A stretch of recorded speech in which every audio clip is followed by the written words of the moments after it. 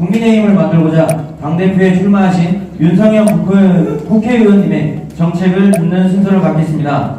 윤석열 국회의원님을 모시겠습니다. 모두 큰 박수로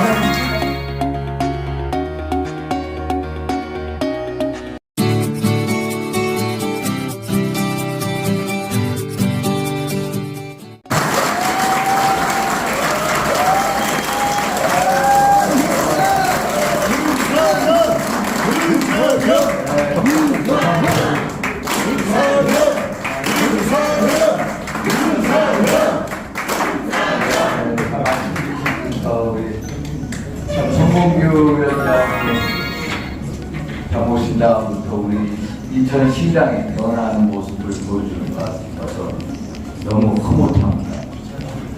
당대표 후보자를 이렇게 초빙을 해서 이런 간담회를 한 신성한 시도 아마 처음인 것 같습니다. 그 열정, 여기를 표현합니다. 제가 왜 이 당대표 후보에 나섰는지 제가 말씀을 드리도록 하겠습니다. 제가 하나 비유를 먼저 들면 시작하겠습니다.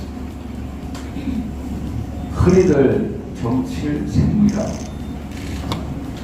생태계처럼 이루어질 게 정치라고 했습니다. 조화로운 생태계, 한마디로 여러분 문득 떠오르는 게 있습니다. 미국의 옐로우스톤 공원입니다. 그 공원이 한때는 정말로 자생력이 없는 주가 있다는 것입니다. 목장주들이 자기 가축을 보호하려고 늑대를 마구 죽이고 하였습니다. 늑대가 물러난 자리에 사슴들이 기하급수적으로 늘어나면서 그 사슴들이 모든 풀을 뜯어먹고 숲과 강이 메마르게 되고 있습니다. 죽음의 땅이 되고 있습니다. 이게 바로 우리 현재 국민의힘의 모습입니다. 그래서 다시 시도했습니다. 늑대를 불러들였습니다. 늑대를 불러들이니까 사슴이 물러가고 그러면서 풀이 다시 싹 트이고 숲과 강이 다시 살아나고 다시 생태계가 완성이 됩니다. 그게 바로 늑대의 기적입니다. 늑대의 기적. 사슴을 몰아내는 늑대의 기적이 우리 당에 필요합니다. 제가 늑대가 되고자 합니다. 사실 우리 당 정말로 어렵습니다. 누구도 이 거대한 이 뭐라고 그러나 거대한 이 변하지 않는 괴물 같은 저 집단, 그 집단 속에 어떻게 보면 우리 당원들이 실험하고 있는 겁니다. 지난 총선 개별적 참패였습니다. 1987년 체제 이후에 집권 야당이 이렇게 대패한 적이 없었어요. 보수 정당이 이렇게 3번 연속 패한 적이 없었어요. 그 참패는 예견된 참패였어요.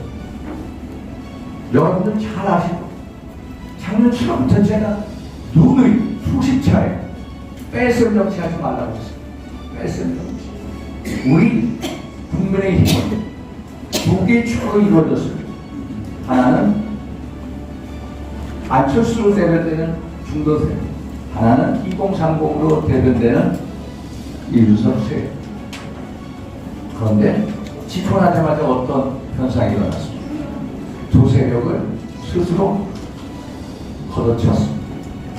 한마디로 자유정치가. 저는 제가 여러분께 오늘 말씀드리지만 제가 그 소속에 오래 있다가 윤석열 후보가 들어온 다음에 제가 복당했습니다. 그리고 저하고 단둘이서 저를 만났습니다.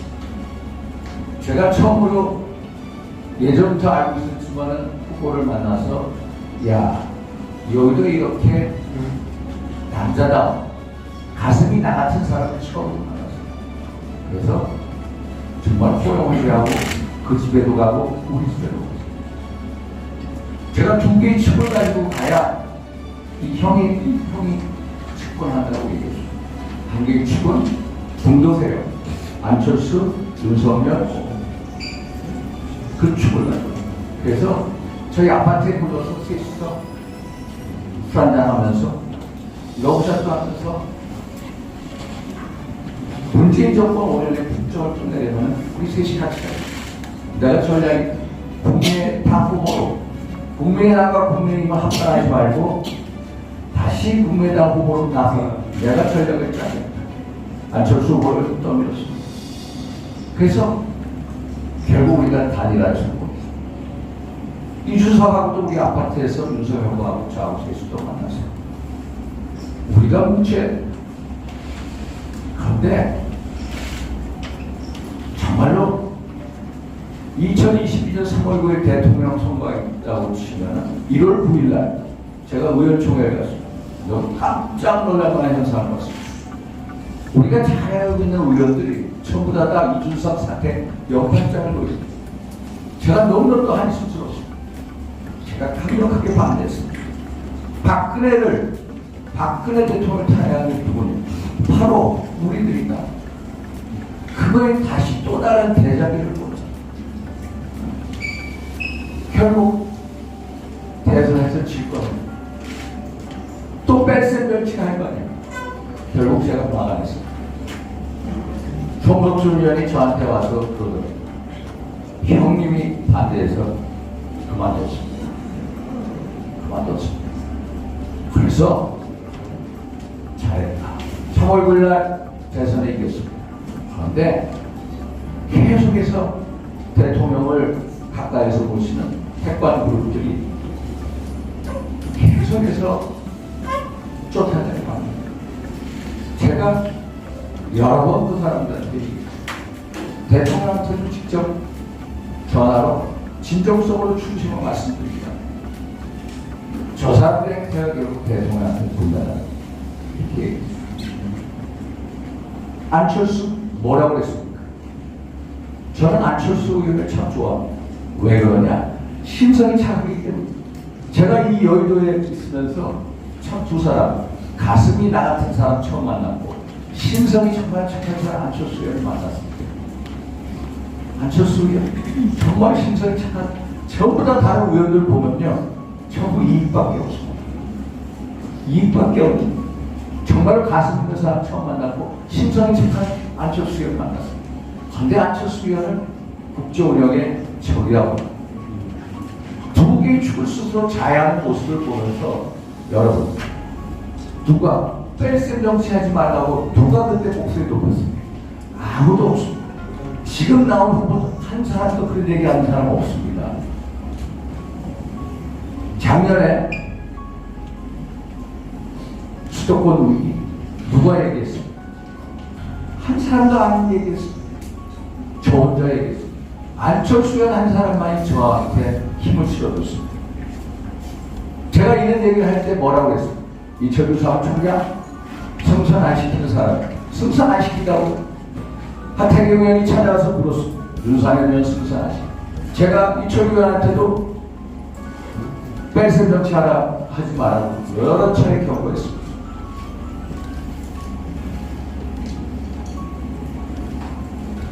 참 지금 생각해보면 이런 식으로 정치하는데 어떻게 총선 참패를 안 합니까? 안 그렇습니까? 같이 집권한 세력들을 뺄셈 정치하고 몰아내는데 누가 필요하십니까? 하면서 중도 세력 떠나갈 수밖에 없고 젊은 세력 떠나갈 수밖에 없습니다. 수도권 위기 얘기했을 때 어느 이번에 나온 후보 중에 뭐라고 그러는지 아십니까? 수도권 위기 못 느낀다고 합니다. 수도권 위기. 어떻게 수도권 위기를 못 느낀다고 합니까? 왜 그런지 아십니까? 딱 두 번 지역 활동을 안 하는지 아니면 지금 공천 받는 공천 때문에 전부 다 입 다물고 비겁하게 치고 그 개별적 참패가 예견된 참패임에도 불구하고 제대로 얘기한 사람 한 사람도 저 혼자 얘기했습니다. 모두 다 비겁하게 치고 있습니다. 여러분들이 잘 아시고 그리고 개별적 참패를 당하고도 제대로 된 반성이 있습니까? 성찰이 있습니까? 변화 있습니까? 혁신이 있습니까?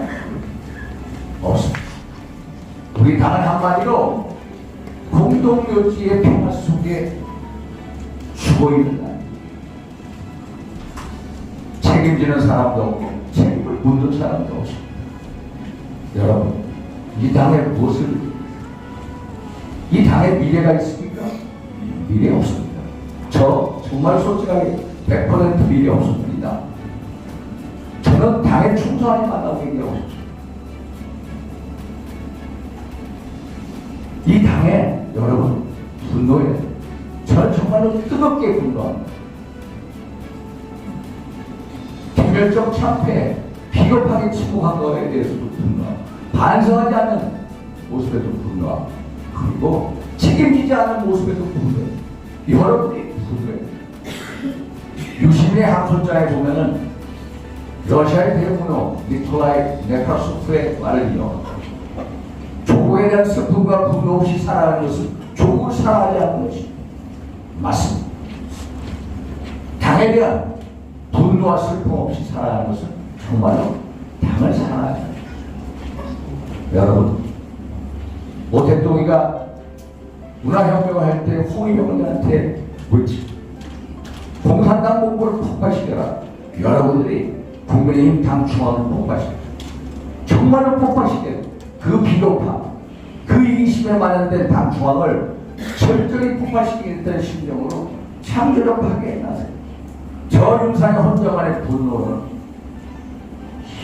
여러분이 함께 분노, 그 분노에 힘을 가요. 에너지를 승화시켜서 혁신을. 그러지 않으면 이 당 미래가 없습니다. 저는 과거 아시다시피 박근혜 정부 때 권력 중심에 있었습니다. 권력의 줄도 서보고 줄 세우고 있습니다. 남는 거 없습니다. 여러분, 우리 위원장님들 절대로 권력에 줄 서지 마십시오. 짧게 가. 정말 짧게 가. 저 혼자 지금 살아있습니다. 친박들 다 죽었습니다. 저 살아있는 이유 딱 하나 있습니다. 그나마 지역에서나마 지역 주민을 보고 정치를 했기 때문에, 그리고 누구보다도 시민의 정치, 모의 정치가 있기 때문에, 의리치기 때문에 지금까지 살아있습니다. 저 박근혜 대통령 대한민국이라고 생각했습니다. 대한민국처럼 열심히 보셨습니다. 친박 빈박 때 누구보다도 앞장서서 김무성, 유승민 그분들하고 항거했습니다. 그리고 늦게 깨달아서 내가 잘못했구나. 권력을 보고 정치하는 게 정말 잘해. 이제는 국민을 보고 정치해야지. 그리고 내가 믿는 하나님을 보고 정치해야 돼. 절실히 됐습니다. 박 대통령을 모셨던 그 어깨 때문에, 박 대통령을 모셨던 그 어깨 때문에 저는 당권 정지 1년 당해봤습니다. 1년 지구당위원장 박탈됐어요. 지구당위원장 24명 박탈하는데 저는 가져가라고 했습니다. 저는 기꺼이 드린다고 했습니다. 왜? 지역 주민을 믿었기 때문에. 그리고 공천 탈락 여러 번 해봤습니다. 그런데 탈락해도 계속 살아왔습니다. 평탄치 않은 길이었지만 그래도 늘 결과적으로 승리했습니다. 우리 이 자리에 있는 우리 이철국 당협에 많은 동지들이 있어서 제가 승리할 수 있었습니다. 저는 느꼈습니다. 어려워지면 어려워질수록 일어서려고 하는 게 윤상의 힘이구나. 이기는 정당이라는 것은 이기는 경험을 한 자만이 이 당을 살릴 수 있구나. 저 윤상은 그래도 승리의 방정식, 민당에 이길 수 있는 승리의 방정식을 알고 있고, 저 윤상은 내 이 몸속에는 민당에 싸워 이기는 승리의 DNA를 가지고 있고, 이제 지역을 넘어서 중앙정치를 한번 해보자. 그동안에 무소속의 재판에 수많은 정치적 동면에 세월 속에 이제는 한번 중앙정치가 해보자. 중앙정치 이제 늦게 뛰어듭니다. 상대적으로 인지도가 났습니다. 새가 없습니다. 그러나 저는 줄 세울 사람도 별로 없습니다. 또 제가 줄 서 거부하고, 진짜 줄 세울 사람이 누구냐? 바로 깨어있는 당원, 깨어있는 시민 여러분들이 정말로 이 당을 협파하려고 하는 사람하고 출세해야 됩니다. 깨어있는 시민, 깨어있는 당원들과 함께 나라를 앞으로 가는 호수혁명을 통해서 이기는 정당, 승리의 정당을 만들어야 됩니다. 이게 제가 던지는 출사의 길입니다.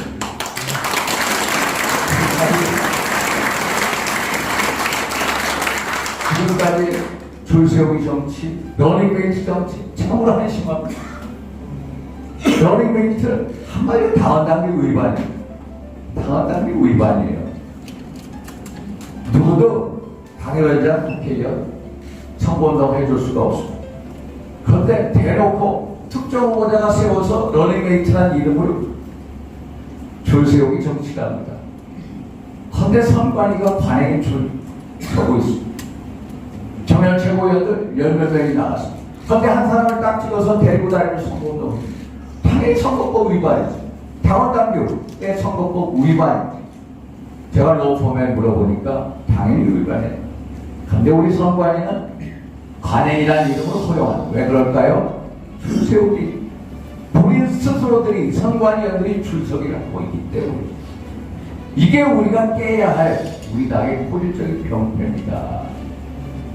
여러분, 우리 당이 참여한 지 아까 송봉규 위원장께서 82일 지났다고 했죠. 80. 우리는 아직까지도 총선백서를 못 만들어내는 당입니다.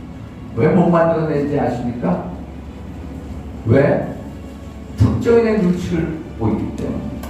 특정인의 패배 책임이 부각될까봐 겁나서 못하고 있습니다. 제가 조정원 의원한테 야, 속담마저 100%다 까발려라. 검사가 공천심사위원장, 당대표, 사무총장 등등 핵심을 위해서 이 지역에 왜 이렇게 공천했는지 그 근거를 대라고 일일이 다 까발렸을 때 이 당이 상. 너 그런 심정을 해라. 며칠 전 만났습니다. 빨리 총선백서 때. 사관님, 다 준비가 됐는데요. 비대위원장의 신부 전당대 이후에 내라고. 야, 그게 말이 돼? 누구 원래 그래. 유명 우리 이재호 총리 잘 아시잖아요. 그거 깨라. 네가 깨야 국민과 역사 앞에 이 당에 진짜 영웅이 된다. 깨라. 그리고 당 깬다. 저런 당에 무슨 희망이 있습니까, 여러분? 그래서 당 중앙을 폭파시켜야 됩니다. 여러분들이 절절하게 나서서 당 중앙을 폭파시켜야 됩니다. 결국 이기는, 민주당이 이기는 해법을 가진 사람만이 이 당을 이기는 정당을 만들 수 있다. 그게 누구냐? 한번 비교해 보십시오. 후보들을 한번 비교해. 누가 민주당을 이길 수 있는 후보인지, 누가 이 당을 변화 혁신의 용광로 속에 몰아간 후보가 누구인지 한번 봐주십시오. 봐주십시오. 결과가 증명해 볼 겁니다. 결과적으로 여러분들 잘 아시지 않습니까? 적어도 이재명이한테 깨진 후보. 야, 정말로 우리 당의 당원 여러분들의 자존심 아닙니까? 자존심 허락합니까? 그런데도 그걸 허용하는 우리 당. 그게 바로 미래가 없는 당의 모습입니다. 저는 정말 이기는 정당을 만들고 싶습니다. 그리고 윤심이 당신이고 당신 민심이라는 그 황된 문법이 아니라 정말로 민심이 당신이고 당신이 윤심되는 큰 당을 만들겠다. 그리고 여야 간의 적대적 공존 관계에 있는 이 여야 관계, 정치를 복원하는, 어떻게 정치를 복원하는, 그것은 변화 혁신에 우리가 선도 경쟁에 앞서 있을 때만이 정치가 됩니다. 제가 이 당에 있으면서 앞으로 이 당은 어떻게 될까? 세 가지를 요약. 첫째, 이 당을 가치정당, 이념정당으로 만들어요. 존경하는 당원들 여러분, 저는 우리 당을 이 집단이라고. 많은 사람들이 분명히 솔직히 이 집단입니다. 이 집단. 세상에 저는 이런 이 집단이 없습니다. 의리, 신념 없습니다. 솔직히 없습니다. 제가 많은 사람들 공천도 해주고 많은 분들이 우리 모여주고 그때뿐입니다. 내 앞에 공천이 자리밖에 없는 집단. 이 집단 맞습니다. 여러분이 느끼실 겁니다. 야, 민주당 어떻게 저렇게 잘 싸워? 조국이라는 사람, 정말 허황된 범죄에 있는 사람인데 최강욱이, 김남수 이런 애들이 쫙 들어가가지고 옹호해줍니다. 쟤들 미친 집단 아니야? 헌데도 안 돼. 그게 우리하고 차이죠.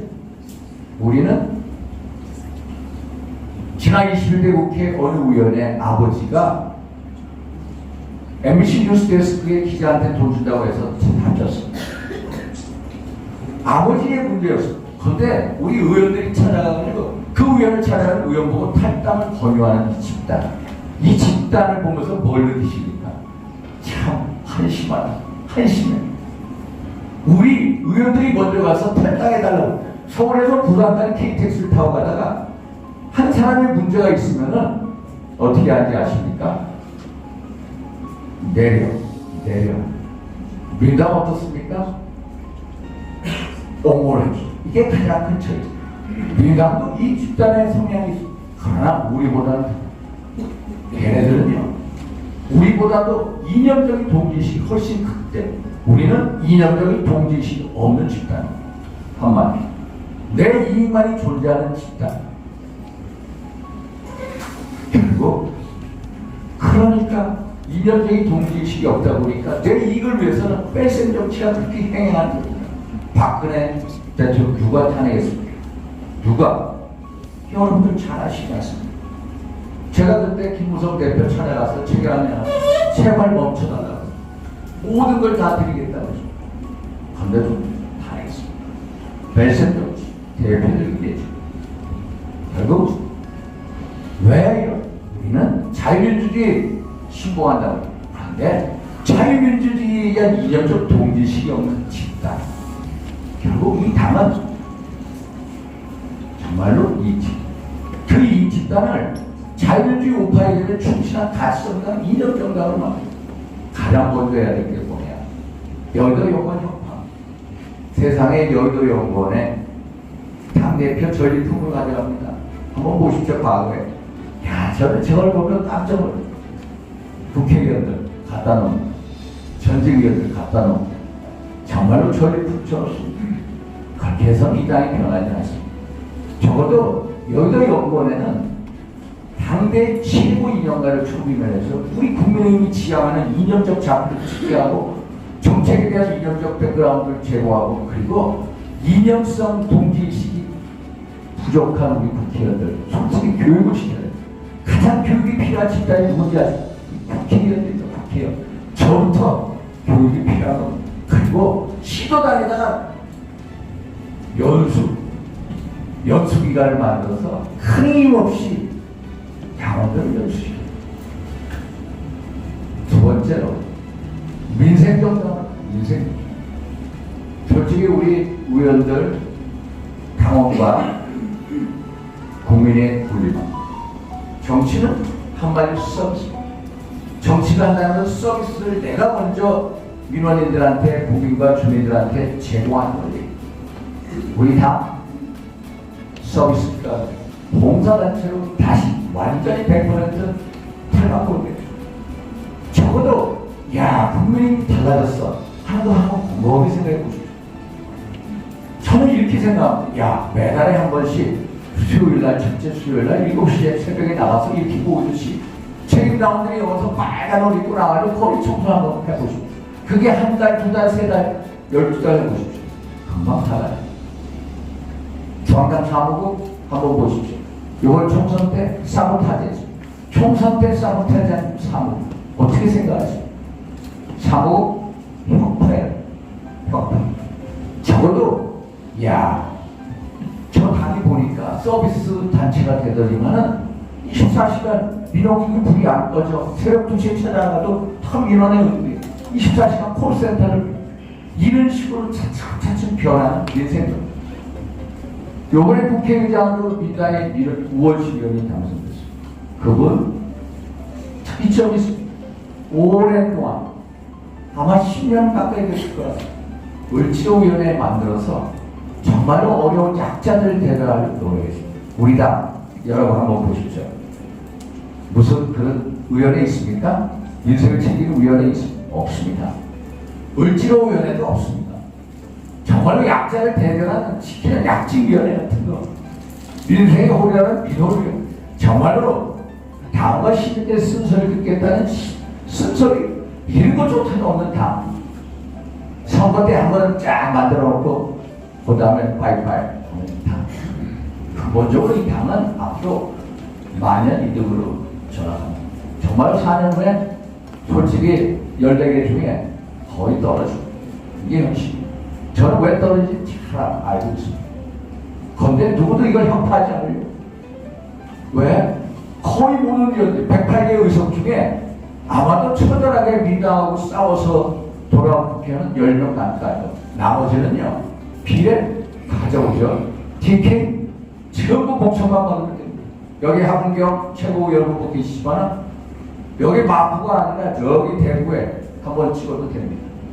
제가 최근에 강남선조 송파에 나간 어느 후보를 만났습니다. 저한테 얘기합니다.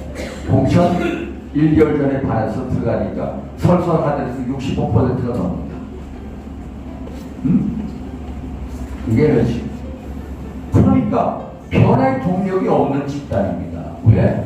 나는 공천만 받으면 돼. 4년에 공천만 내 지역에서 받으면 되는. 뭐 절절히 당의 변화 역시 얘기할 필요 없어. 변화 역시 절절히 와 있지 않은 이유. 변화 역시 절절히 와 있는 사람, 철저하게 싸워 저 같은 사람만이 해낼 수 있는 겁니다, 여러분. 왜? 이게 바로 당의 변화 원칙, 당의 문제이기도 하지만 저 윤상현의 생존의 문제이기 때문에 제가 철저하게 얘기한 거고 철저하게 방법을 제시할 수 있다는 것을 말씀을 드립니다. 이 당은 대세 혁신 정당은 혁신. 뭘 혁신하냐? 이 당의 주인은 당원이라고. 당원입니까? 아닙니다. 당협위원장이 주인, 국회의원이 주인인 당. 정말 그렇습니다. 그러면 당원이 주인인 당의 모습은 어떠냐? 당원이 진짜 힘을 가져야 됩니다. 당원이 힘을 가져서 어떻게 해야 되느냐? 일단 당원들이 우리 주민들이 지자체 단체장을 소환하듯이 당원분들이 당협위원장을 소환할 수 있는 당원 소환제, 당원 단계 명목적으로 규정이 되어 있습니다만 그것을 정말로 실행을 해야 됩니다.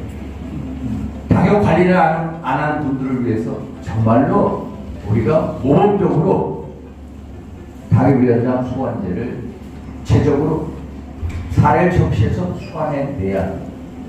그리고 당원분들이 당협의 문제를 가장 잘 알고 있습니다.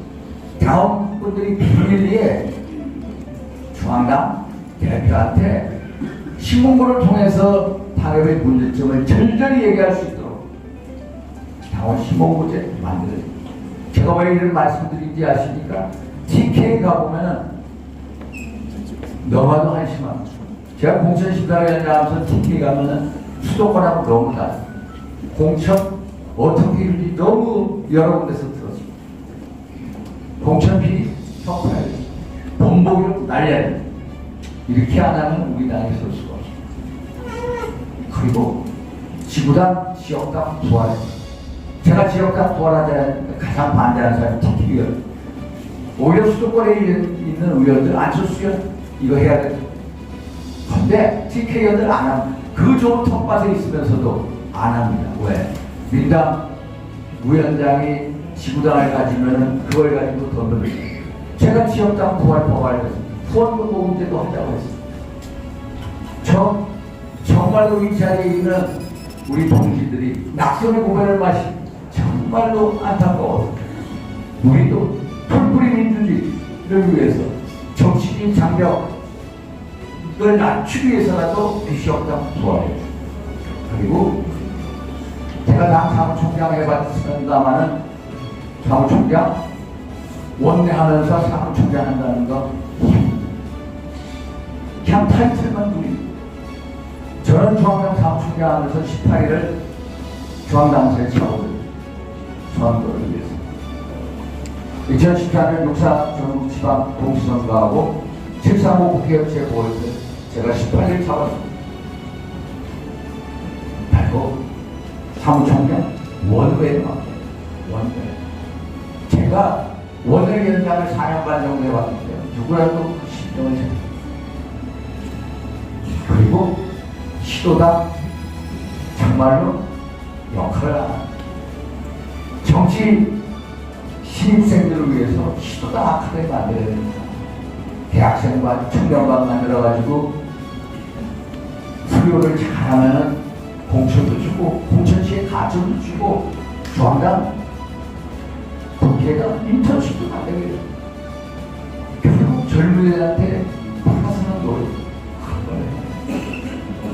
공천 중앙당에서 수도권 공천을 언제 하십니까? 보통 2, 3개월. 민당 의원들은 4년 동안 헌법기관에서 진실부추하고 열심히 중앙무대도 이름 날리 지역에서 열심히. 그런데 2, 3개월 만에 이건 떨어지라는 것 같습니다. 결국 수도권 공천은 아마도 적어도 선거 6개월 전에 끝내야 합니다. 수도권은 그렇습니다. 이제 마치도록 하겠습니다. 역사상 한번 보십시오. 진짜 혁명이라는 것은 아래로부터 이루어져야 성공. 후보들 중에 변화, 혁신 얘기하는 그리고 줄 세우기. 그것은 변화 혁신이 아닙니다. 줄 세우기 정치는 부대 정치입니다. 그런 후보부터 배려합시다. 그게 우리 나라에서 진짜 변화 혁신은 밑으로부터 올 때, 밑으로부터 다운 동지 여러분들이 힘을 합칠 때 진짜 혁명이 이루어집니다. 저 혼자만의 분노로는 부족합니다. 여러분들의 분노가 간절히 필요합니다. 여러분들의 분노를 제가 온몸을 받들어서 그 분노를 승리의 에너지로 전환시켜서 보수혁명을 이루고자 깨어있는 당원, 시민분들과 함께 앞으로 나란히 줄 세우는 그런 권위주의적인 리더십이 아니라 나란히 앞으로 같이 가는 수평적 리더십을 가지고 포수혁명을 이루고 이기는 좀 민생정당 만들 자신 있습니다. 정말 여러분 한번 생각해 보십시오.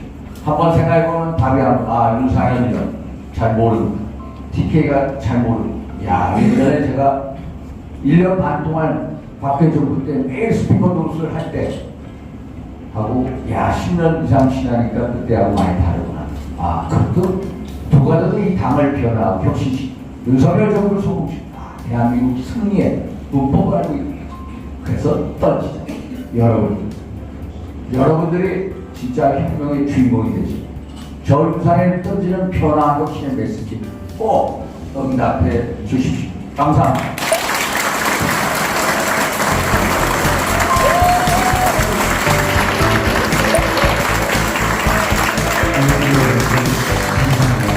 다음은